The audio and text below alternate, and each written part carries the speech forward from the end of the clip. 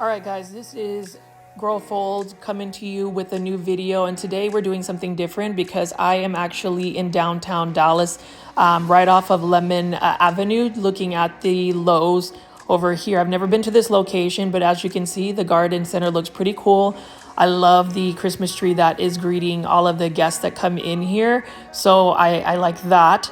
We're going to see what kind of tropical houseplants they have at this location and what the setup looks like. So we're going to enter here and you can see right off the bat, it's different than the Lowe's that I see or frequent often at the North Dallas locations. These ones have 3 different aisle fixtures. So I think that's really cool.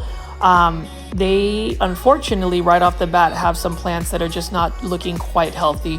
You can always tell the quality of health of a plant at a big box store by looking at the Aglaonema red Siam. You can see they were just not looking great, and then some of these plants are not looking great either. This is really cool though. Like the Costa Farms having a fixture like this is cool. I like the merchandising that this particular Lowe's has by having the specific plants be the same, like these Easy Ravens, although that end cap should not have plants that are dying. They have some discounted succulents over there. And then this Aglaonema pink Siam is actually pretty healthy looking. I like that. It probably just got off of the pallet, so it's still looking pretty good. I know I sound negative when I say that, just because I've noticed big box shopping, these plants are just not as healthy. And this is an interesting lemon meringue Pothos. This is basically a sport variegation of the Global Green by Costa Farms. To me, if you ask me, they look the same. And then we see not so good looking Baltic Blue that has mealybugs. So yikes. That definitely means that most of those plants within that area are infested with mealybugs, and mealybugs are the death of any plant collector. Like I still battle with mealybugs and it really sucks. But I do like this fixture. This is like really cool, and like their pink Siam Aglaonema look really cute, and then they have the lemon meringue Pothos. I thought that was really cool. I haven't seen that often. And then we have these pink Syngoniums. I like this as well. I don't know if it's pink perfection, but $13.98. I'm not going to spend $13.98 on a Syngonium. I think I can get a much better price. I think it's because of the catch pot. It looks really nice. Not my style. I prefer simpler pots with like less texture and design. But let's go ahead and look at the next aisle and see what plants they have. So they have like a Monstera Adansonii that's not looking too healthy. There's a bunch of dead leaves coming off of it. But you know what does always look healthy is a neon Pothos. Like every single big box store, neon Pothos are just popping. And it's one of those things that I am eventually going to just cave in and bring one home. More hanging baskets right over here. Some staghorn ferns or some kind of ferns. And then I like the fact that they have different planters right next to the plants. We have a variety of plants here. And then, oh my gosh, is this a Japanese Tricolor Global? No, it is. It's a Mandula Pothos. Like it kind of looked like it just because of that such high variegation. I've never seen that much variegation on a Mandula. I might rescue this plant just because that's such a unique looking plant. And just based on what the health looks like with these plants, I know that it's going to eventually just like die before it goes to clearance. So we're going to walk over here and see that we have some 50% off Christmas cactus. So like I said, if you want Christmas cactus for cheap, go buy on Christmas Eve or after Christmas. And we have a bunch of Majesty palms.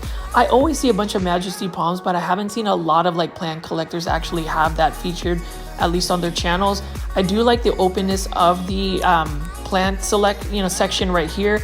I think that if the plants were just more healthy, people would be more prone to buy it, at least, actual plant collectors that know their plants. But like, I mean, look at this. This is a really nice looking Calathea right over here.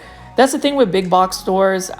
They don't have that much investment in terms of just keeping the plants alive because it's scan based. So basically, if Costa Farms doesn't sell a plant, Costa Farms loses money, not the big box store. So they can literally just let these plants sit here, and if they don't sell anything, there isn't any profit loss on the big box. But yes, I keep looking at this. Should I rescue it? And then there's another Mandula right over here. It's not as variegated as the other one. And truthfully, if you look at the Japanese Global Tricolor, it really does look like that without the yellow variegation middle part. like there's like a faint yellow variegation. So we'll see if I end up, you know, rescuing this Mandula Pothos. But yeah, that's pretty much it. You know, these plants arrive here in such fresh condition, but give it about 4 weeks and they just end up declining. Now this is a really nice looking anthurium. That's beautiful right there. But like these, you know, pothos, you can see that there's either some thrift damage. You can see those little yellowing on the tips.